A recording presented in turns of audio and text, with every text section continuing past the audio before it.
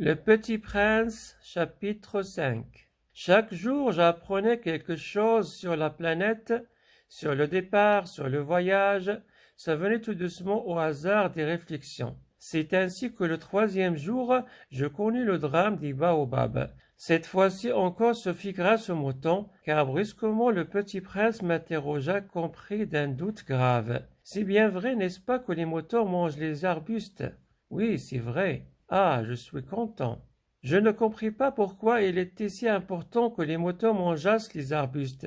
Mais le petit prince ajouta, par conséquent, ils mangent aussi les baobabs. Je fis remarquer au petit prince que les baobabs ne sont pas des arbustes, mais des arbres grands comme des églises, et que si même il emportait avec lui tout un troupeau d'éléphants, ce troupeau ne viendrait pas à bout d'un seul baobab. L'idée du troupeau d'éléphants fait rire le petit prince.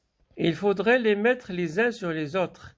Mais il remarqua avec sagesse, les baobabs avant de grandir, ça commence par être petit. C'est exact, mais pourquoi veux-tu que tes moutons mangent les petits baobabs? Il me répondit ben voyant, comme s'il s'agissait là d'une évidence, et il me fallait un grand effort d'intelligence pour comprendre à moi seul ce problème.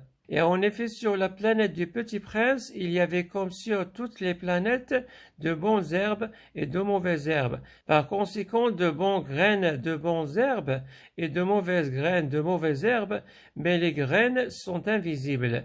Elles dorment dans le secret de la terre jusqu'à ce qu'ils prennent fantaisie à l'une d'elles de se réveiller. Alors elle s'étire et pose d'abord timidement vers le soleil une ravissante petite brindille inoffensive.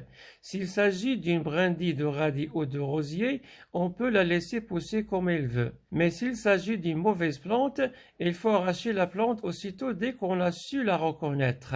Or, il y avait des graines terribles sur la planète du Petit Prince. C'étaient les grains de baobab. Le sol de la planète en était infesté. Or, un baobab, si l'on s'y prend trop tard, on ne peut jamais plus s'en débarrasser. Il encombre toute la planète. Il la perfore de ses racines.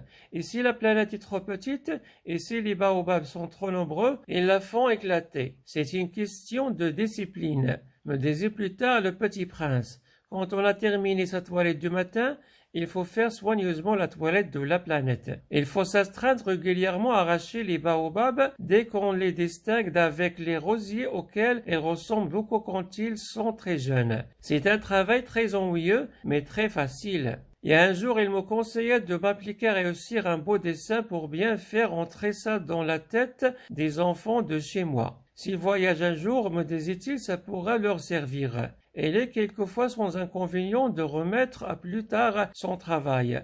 Mais s'il s'agit des baobabs, c'est toujours une catastrophe. J'ai connu une planète habitée par un paresseux, il avait négligé 3 arbustes. Et sur les indications du Petit Prince, j'ai dessiné cette planète-là. Je n'aime guère prendre le temps d'un moraliste, mais le danger des baobabs est si peu connu. Et les risques courus par celui qui s'y garerait dans un astéroïde sont si considérables que pour une fois je fais exception à ma réserve.